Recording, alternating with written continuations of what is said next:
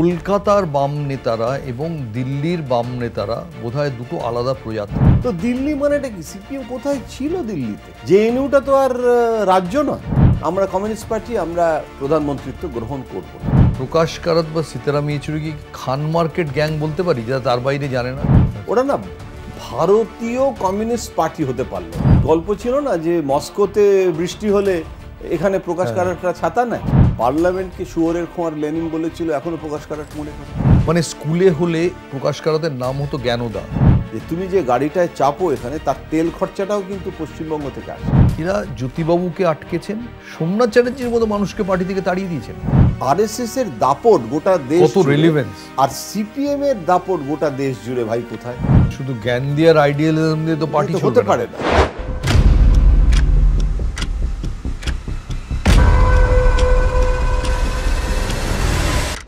শুরু করছি পলিটিক্সের green room. আর আজকের পলিটিক্সের গ্রিন রুমের বিষয়টা আপনাদের একটু অন্যরকম লাগতে পারে। এটা বিশেষ কোনো ব্যক্তি বিশেষের উপর আমরা অনেক সময় করি, কখনো কোনো আইডিয়ার উপরে করি। আজকে যে বিষয়ের উপর আমি আমার এস্টিমড গেস্ট এবং তারকা সাংবাদিক জয়ন্ত ঘোষালকে জিজ্ঞেস করব, সেটা হচ্ছে যে একটা অন্য প্রজাতির উপরে, বামদের ওপরে আমরা একটা এপিসোড করেছিলাম। প্রচুর মানুষ সেটা দেখেছেন। কিন্তু আমার কোথাও মনে হয়, শুধু আমার মনে হয় না, অনেকেরই মনে হয় যে কলকাতার বাম নেতারা এবং দিল্লির বাম নেতারা বোধহয় দুটো আলাদা প্রজাতি। আমি জানি এটা এই অবধি শুনে আপনারা যারা অনেকে বাম ভাবাপন্ন কট্টর, তারা অনেকে তীব্রভাবে লিখবেন যে আপনি কিছুই জানেন না, হতে পারে। আমি সাধারণ কমন ম্যানের পারসেপশন বলছি যে কোথাও গিয়ে যেন মনে হয় এরা একই বৃন্তে দুটি ফুল, কিন্তু কোথাও প্রকৃতিগতভাবে ভীষণ আলাদা। দিল্লির বাম, কলকাতার বাম। আমরা কলকাতার বাম নিয়ে আগে আলোচনা করেছি, আজকের দিল্লির বামদের নিয়ে আলোচনা করতে চাই। এবং জয়ন্তর স্বাগত। প্রথমে একটা প্রশ্ন করতে চাই, সেটা হচ্ছে যে বাম ডান নির্বিশেষে সবাই চায় যে একজন বাঙালি প্রধানমন্ত্রী হন, অন্তত আপনি যদি কলকাতাবাসী হন, বাঙালি হন। আর সেই বাঙালি প্রধানমন্ত্রী যারা হতে দেননি বলে শোনা যায়, তারা হচ্ছেন দিল্লির বাম। এই অভিযোগটা কতটা সত্যি? অনেকটাই সত্যি।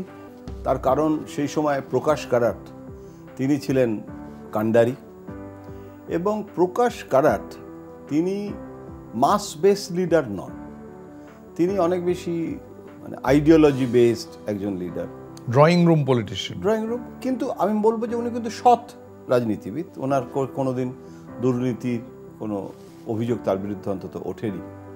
কিন্তু বাস্তব যেটাকে বলে আমাদের দিল্লিতে, যেটা হিন্দিভাষীরা বলে জমিনি হাকিকত, ধরাতল কি রাজনীতি, হ্যাঁ, এই যে গ্রাউন্ড রিয়েলিটির পলিটিক্স, তার থেকে প্রকাশ কারাট বিচ্ছিন্ন ছিল।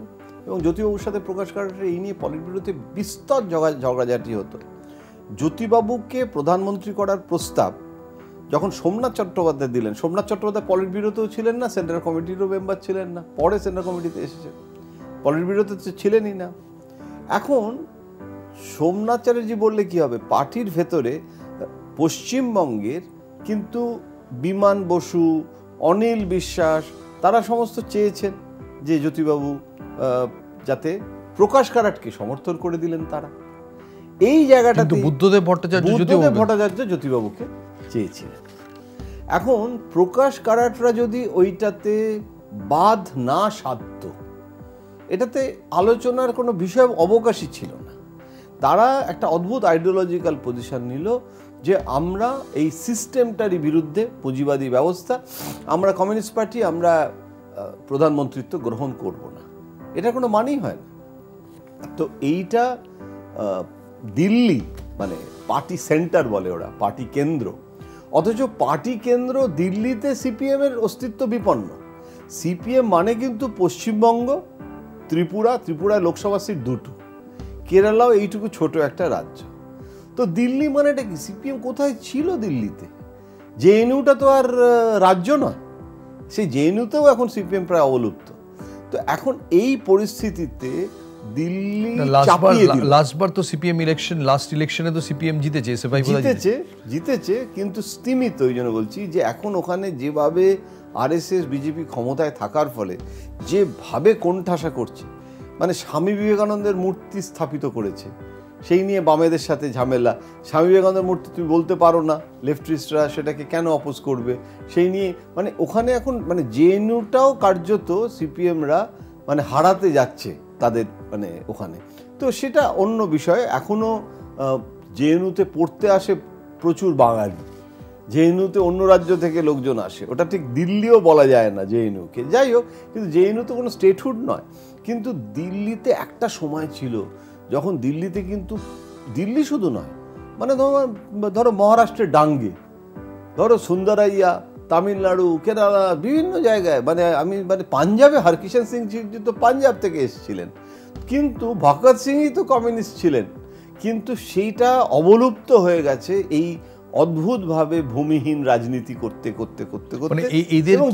এদের কি মোদির ভাষায় প্রকাশ কারাত বা সীতারাম ইয়েচুরি কি খান মার্কেট গ্যাং বলতে পারি, যা তার বাইরে জানে না কিছু? মানে বলা যেতে পারে, কিন্তু ওরা ওরা ওরা অবশ্য ঠিক খান মার্কেট গ্যাংও নয়, কেননা খান মার্কেটেও যে ওরা আসে, তবে এটা ঠিক যে ওরা হচ্ছে অনেক বেশি ওই মস্কো এবং লন্ডনের সিপিএম।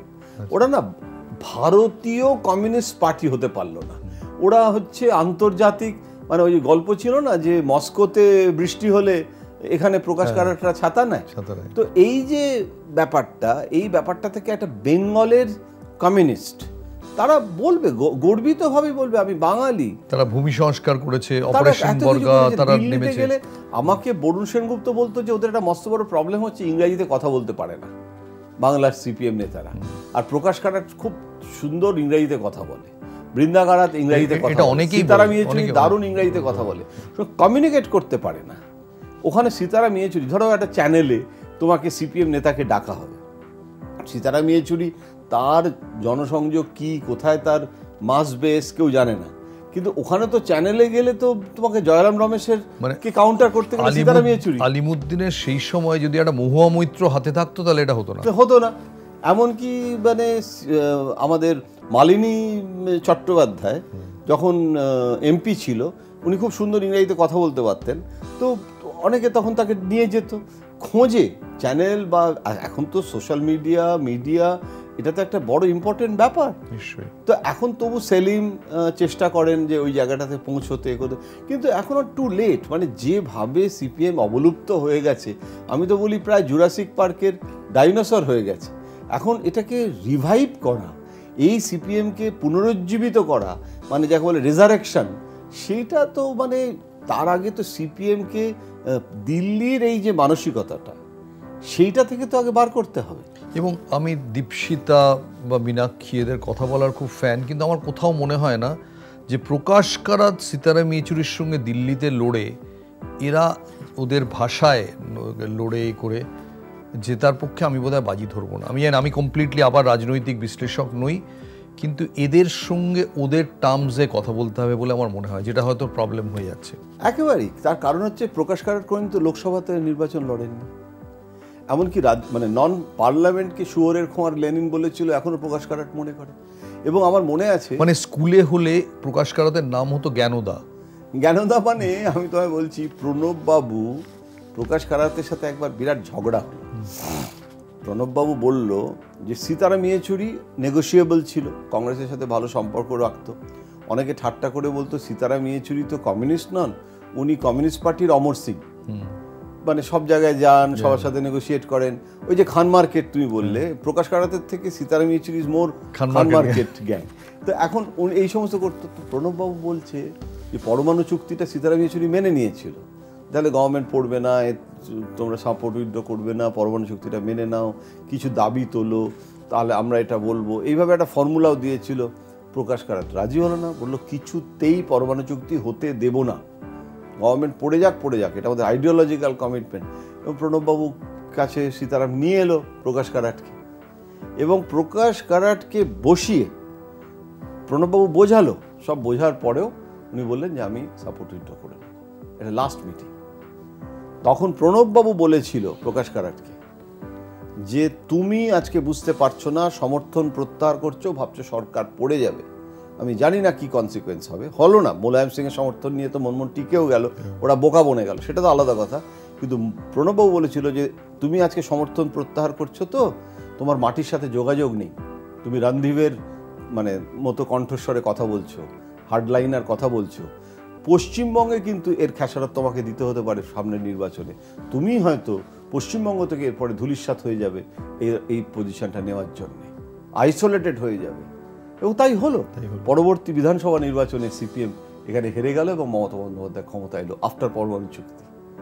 তো এই যে বাস্তব, যে এটা বুদ্ধবাবু কিন্তু তখন প্রকাশ করাতে বিরুদ্ধে, আমার একটা কথা বলো যে যেখানে বিরুদ্ধে ছিল জানো তো পরমাণু চুক্তির ব্যাপারে, এমপি 42টা এখান থেকে ম্যাক্সিমাম এখান থেকে সিপিএম দিচ্ছে, যেখানে কেরালা বা ত্রিপুরার সংখ্যায় কম, সেখানে দাদাগিরি কেন দিল্লি বাম করবে? এইটা যেটা হয়েছে যে এই যে একটা অল ইন্ডিয়া পার্টি, এই দাবি উঠেছিল যে হেডকোয়ার্টার কেন বাংলায় হবে না। কমিউনিস্ট পার্টির হেডকোয়ার্টার যেহেতু আমার বেসটা বেঙ্গলের, আমি এখানে মানে সমস্ত আন্দোলন এখানে হয়েছে এবং আজকে ক্ষমতা এত বছর ধরে পশ্চিমবঙ্গে আছে, মানে তুমি একে গোপালন ভবন কেন, জ্যোতি বসু ভবন নয় কেন? জ্যোতি বসু ভবন নয় কেন? এবং আলিমুদ্দিন স্ট্রিটটাতেই তো পার্টি সেন্টার হতে পারত। প্রকাশ কারাট আর সীতারাম ইয়েচুরি মিলে ঠিক করবে যে এটা, এবং এটা কিন্তু প্রকাশ কারাট সীতারাম ইয়েচুরি তো পরে, এটা কিন্তু শুরু থেকেই ডুয়েল যেটা ছিল না, কেরল লবি আর বেঙ্গল লবি, ইএমএস নাম্বুদ্রিপাদ বনাম জ্যোতিবাবুর লড়াই আমি দেখেছি। কেননা ইএমএস নাম্বুদ্রিপাদ পার্টির জেনারেল সেক্রেটারি ছিল, তারপরে সুরজিৎ, তো তারপরে প্রকাশ কারাট। কিন্তু ইএমএস নাম্বুদ্রিপাদ যখন ছিল তখন তো একে গোপালন ভবন হয়নি, তখন অশোকা রোডে সৈফুদ্দিন চৌধুরী এমপি হওয়ার জন্য একটা বাংলো পেয়েছিল, সেই বাংলোটাতে ওদের পার্টি অফিস হয় এবং একটা ঘর ছিল, নাম্বুদ্রিপাদ সেখানে বসতো। নাম্বুদ্রিপাদ তোতলা ছিলেন, মানে তোতলে কথা বলতেন এবং সেটা নিয়েও উনি খুব মজা করতেন। একজন রিপোর্টার জিজ্ঞেস করেছিল যে আপনি কি সবসময় কি আপনার তোতলামিটা আসে কথা বলার সময়, এই তোতলামিটা আসে? তখন বলেছিল যে না, only I Starmer when I speak. হ্যাঁ, তো এইসব মজার ছিল, আমাদের সাথে মিশতো টিশতো তখন। কিন্তু ভীষণভাবে বেঙ্গলের প্রতি একটা অদ্ভুত ব্যাপার ছিল যে যেন জ্যোতিবাবু তো পলিট ব্যুরো মিটিংয়ে অনেকবার বলেছিল যে তুমি যে গাড়িটায় চাপো, প্রকাশ কারাটদের বলতো যে তুমি যে গাড়িটায় চাপো এখানে, তার তেল খরচাটাও কিন্তু পশ্চিমবঙ্গ থেকে আসে, বেঙ্গল থেকে আসে। তখন জ্যোতিবাবু ছিল, জ্যোতিবাবু বলে দিত, জ্যোতিবাবু করে ভয়ও পেত, জেবি বলতো জ্যোতিবাবুকে, তোমাকে যেরকম জিবি বলে সবাই না। কিন্তু জ্যোতিবাবু ভয় পাওয়ার পরেও যখন জ্যোতিবাবু বললেন হিস্টোরিক্যাল ব্লান্ডার এবং পশ্চিমবঙ্গে তোলপাড় পড়ে গেল এমজি আকবরকে দেওয়া সেই ইন্টারভিউতে, তখন এই লোকগুলো তখনও তো কোনো রিপেন্টেন্স দেখায়নি না। ওরা মনে করে যে আমরা আইডিওলজিকে ঠিক কাজ করেছি, এবং জ্যোতিবাবুর ইন্টারভিউয়ের বিরুদ্ধে সেন্সারশিপ আনা করেছিল যে ওনাকে সেন্সার্ড হতে হবে, পার্টি সেন্সার, যে এরকমভাবে দেওয়া হবে। জ্যোতিবাবু তো ওদেরকে কম বলতো, কিন্তু জ্যোতিবাবু আইসোলেটেড হয়ে যেত।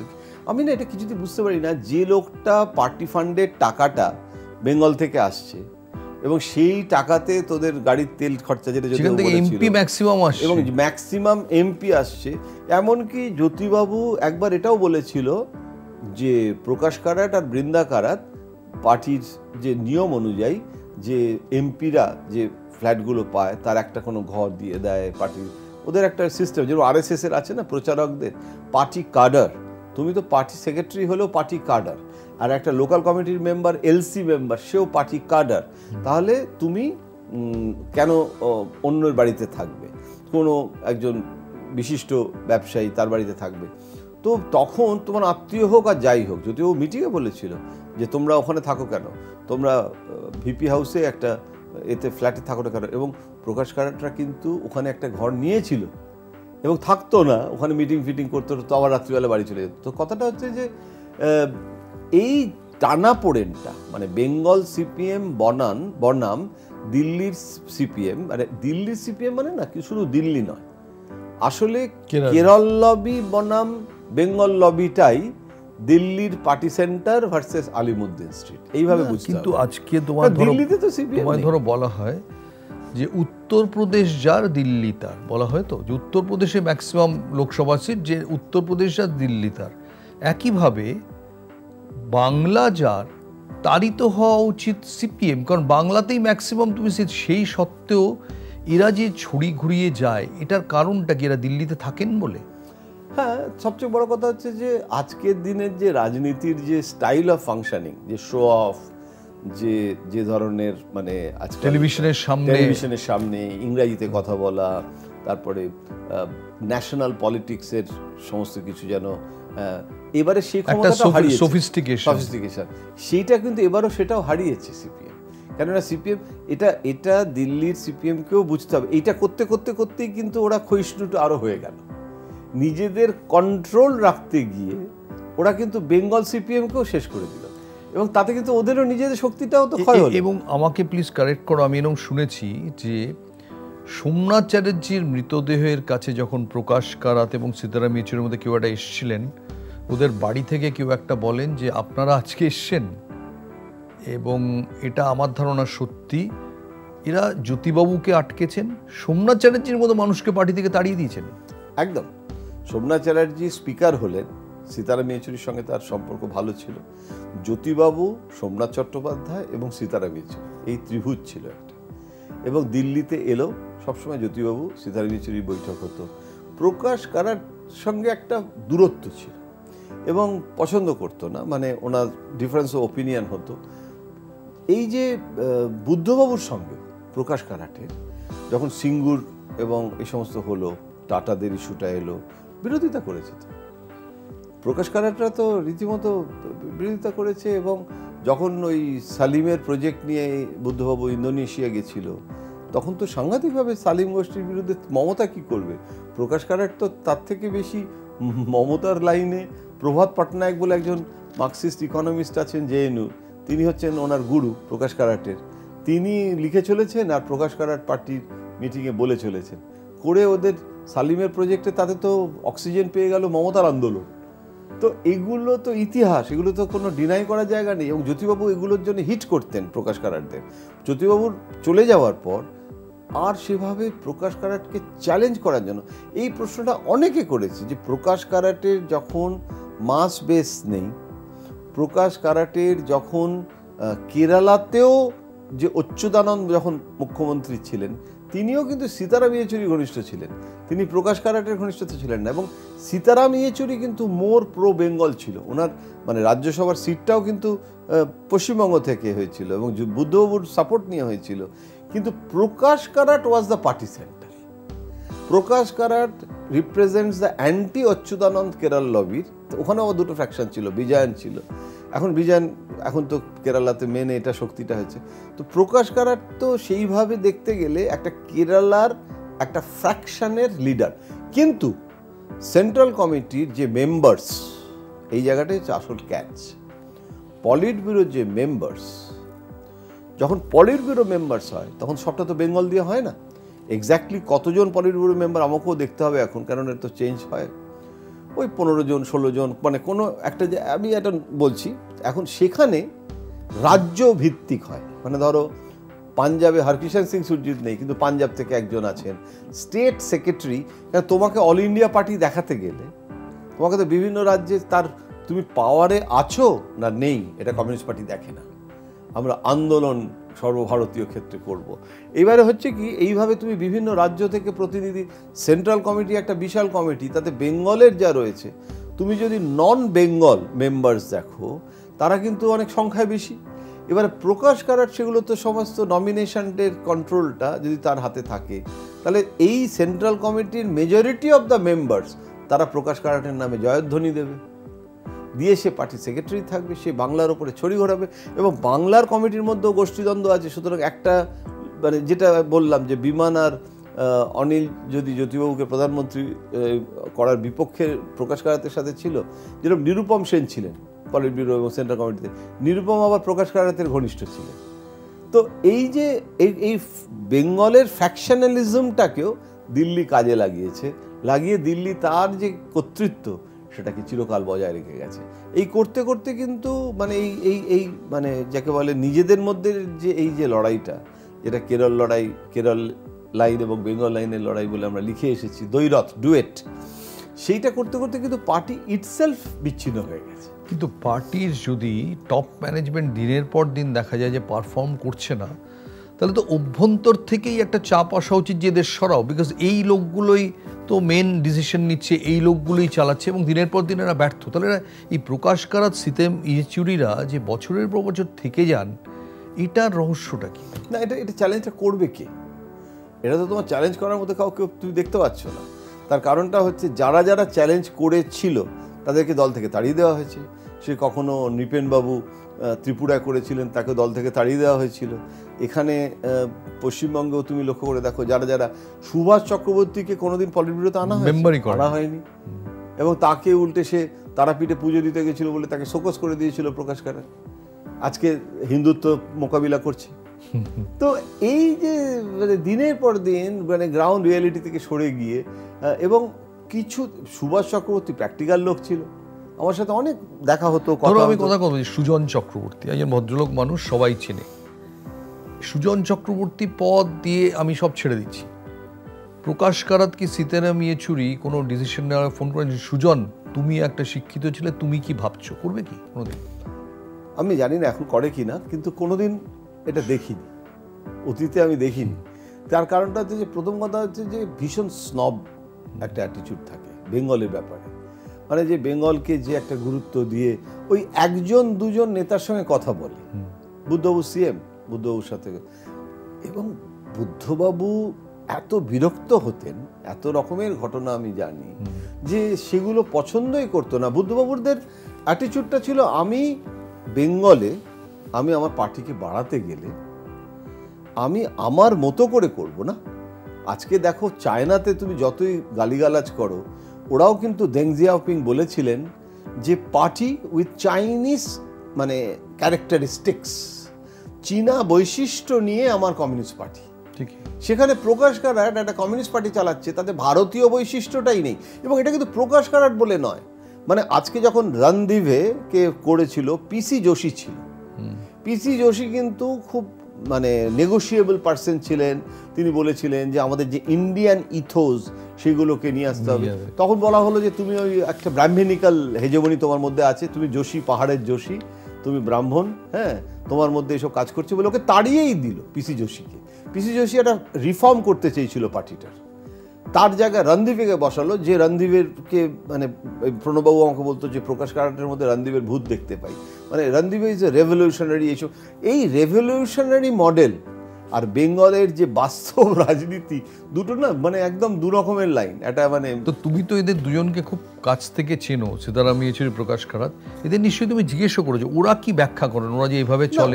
ওরা সবসময় যেটা বোঝানোর চেষ্টা করে, প্রকাশ আর সীতাকেও কিন্তু আমি একভাবে দেখি না। মানে ওদের মধ্যেও কিন্তু ডিফারেন্স প্রচণ্ড। সীতা কিন্তু অনেক বেশি নেগোশিয়েবল এবং অনেক বেশি, ও কিন্তু নেহরুভিয়ান, মানে ও অ্যাকচুয়ালি মার্কসিস্ট। কিন্তু ও কিছুদিন আগে, বেশ কিছুদিন হয়ে গেল, শঙ্করাচার্যের মন্দিরে গেছিল কেরালায়, এবং কেননা শঙ্করাচার্য হিজ ফ্রম কেরালা, এবং সেখানে প্রকাশ কারাট যাবে না। তো ওকে শোকজ করলে না কেন? সুভাষ চক্রবর্তীকে করেছিলেন।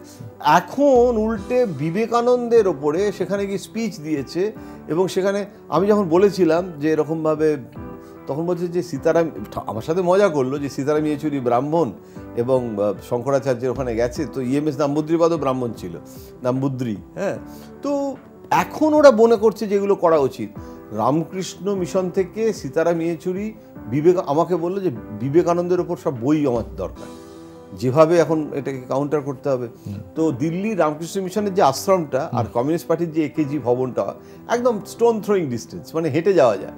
তো যাই হোক, আমি ওখানে যে সন্ন্যাসী মহারাজ ছিলেন ওনাকে বললাম যে সীতারাম ইয়েচুরি এরকম স্বামীজির সব বই চাইছেন। ও এমনিতে সীতা তো পড়াশোনা করার মানুষ, তো সেটা আবার একটা পাণ্ডিত্যের দিকও আছে। এখানকার মানে বেঙ্গলের নেতাদের ঠিক মানে যথেষ্ট শিক্ষিত বলে মনে করে না, এটা একটা ইগোর ব্যাপার আছে সব। হ্যাঁ, তো আমি মহারাজকে বললাম, মহারাজ নিজে এত উৎসাহিত হলেন, নিজে পার্টি অফিসে চলে গেলেন, গিয়ে সব বিবেকানন্দের বই সীতারাম ইয়েচুরিকে দিয়ে এলো।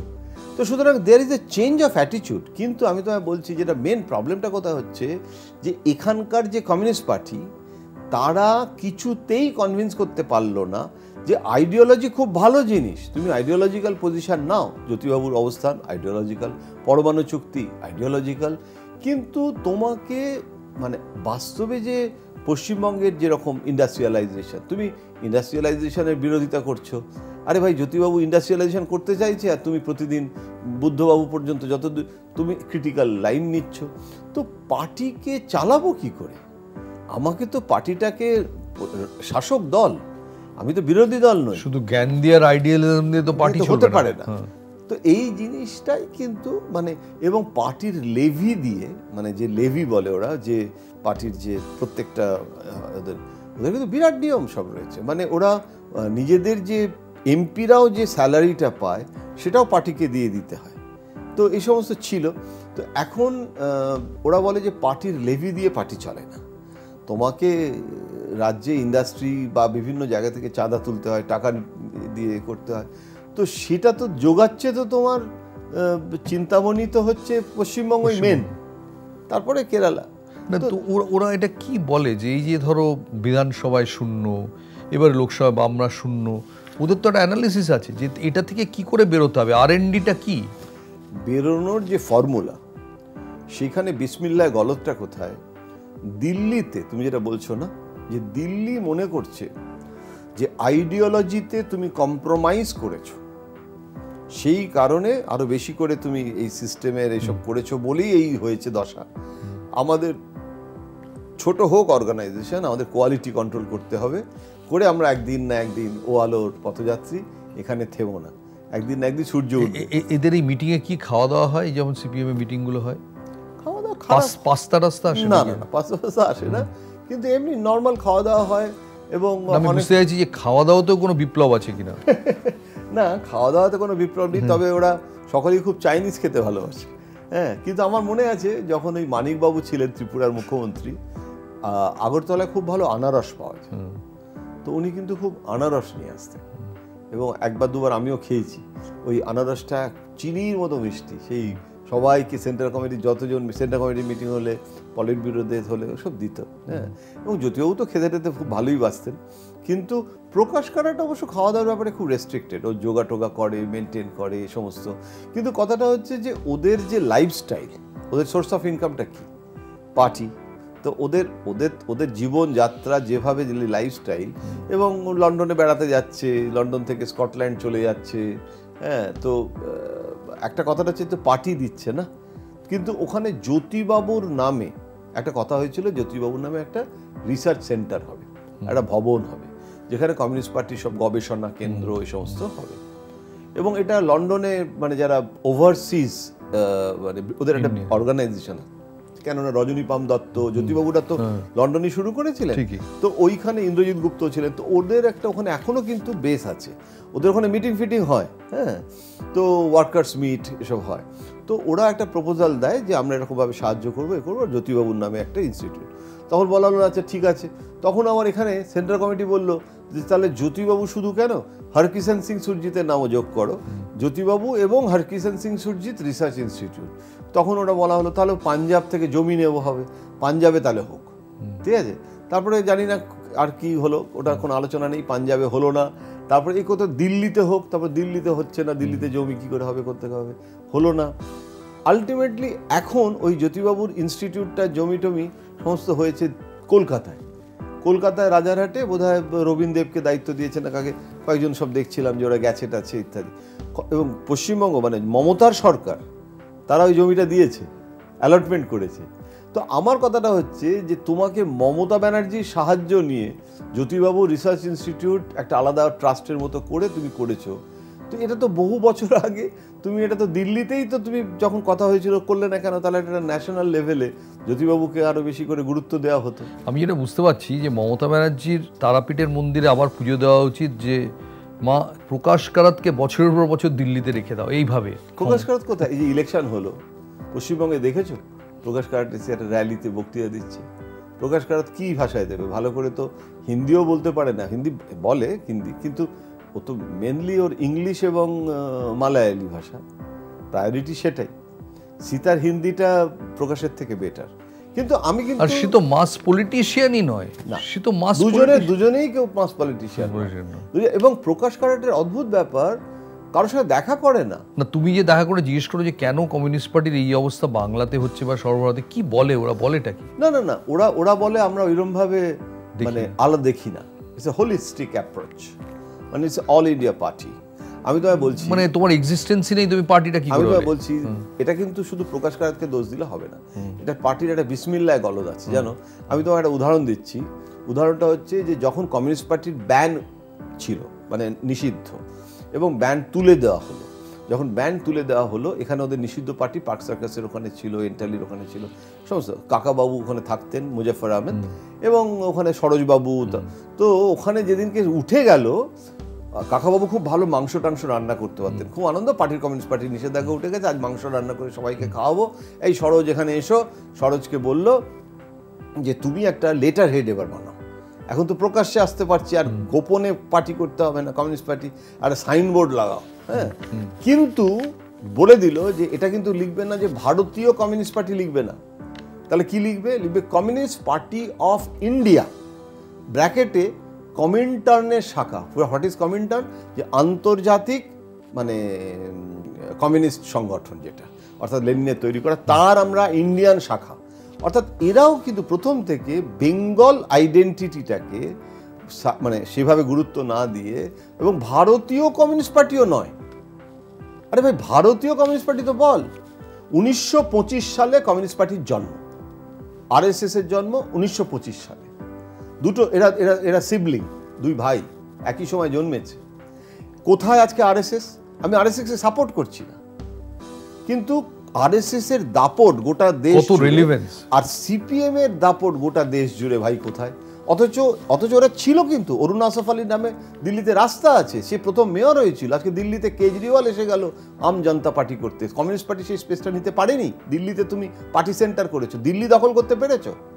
তুমি মহারাষ্ট্রে ডাঙ্গে ছিল, তোমার নানান রকমের পিল্লাই, তোমার সীতারামাইয়া, কত পার্টির লিডার ছিল, তারা সব কোথায় গেল? এখন কোথায়? পার্টিটার এই যে অবনতির জন্য দায়ী পার্টি সেন্টার বলে বেঙ্গল বিদ্রোহ করতে পারতো না? এক্স্যাক্টলি করতে পারি। সৈফুদ্দিন চৌধুরীর কথা বললে ভুলে গেলে হবে? তাড়িয়ে দিল লোকটাকে প্রকাশ কারাট, তাড়িয়ে দিল। কেন তাড়িয়ে দিল না? রাজীব গান্ধীর সঙ্গে কেন কথা বলে, কেন রাজীব গান্ধী পার্লামেন্টে সফিকে প্রশংসা করে, সেই সৈফুদ্দিন চৌধুরীকে দল থেকেই তাড়িয়ে দিল। হি ওয়াজ আর্টিকুলেট।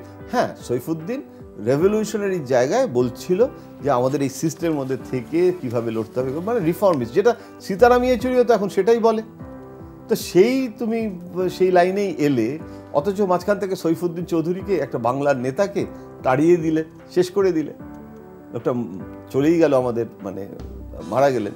তো এখন কথাটা হচ্ছে যে এইটা পার্টি সেন্টারের দোষ, এটা মানতেই হবে। এটাতে মানে একটা কোথাও একটা বাংলার প্রতি এখানেও একটা বঞ্চনার যেন কাহিনী লুকিয়ে রয়েছে। অর্থাৎ যে বঞ্চনাটার কথা এখানকার সিপিএম বলতো কেন্দ্রের বঞ্চনা, সেটা শুধু কেন্দ্রের নয়, পার্টি সেন্টার মানেও পার্টি কেন্দ্র, সেটারও বঞ্চনা। আমাদের আজকের এপিসোড এখানেই শেষ করছি। আমাদের এই পলিটিক্সের গ্রিন রুমের ফার্স্ট সিজনের এটাই ছিল লাস্ট এপিসোড। আমার মনে হয় যে আমি আর জয়ন্ত আপনাদের যতটা পারি এই ব্যাকরুম কাহিনী রাজনীতির শোনানোর চেষ্টা করেছি। আপনাদের প্রতিক্রিয়ায় মনে হয়েছে আপনাদের অনেকের ভালো লেগেছে, অনেকের ভালো লাগেনি সেটাও জানিয়েছেন। কিন্তু আবার বলি, এই প্রতিক্রিয়া আমরা অভিভূত। ফার্স্ট সিজন আজকেই শেষ, পরবর্তীকালে সেকেন্ড সিজন নিয়ে যদি সুযোগ পাই আমরা আবার আসার চেষ্টা করব। জয়ন্ত, অনেক অনেক ধন্যবাদ।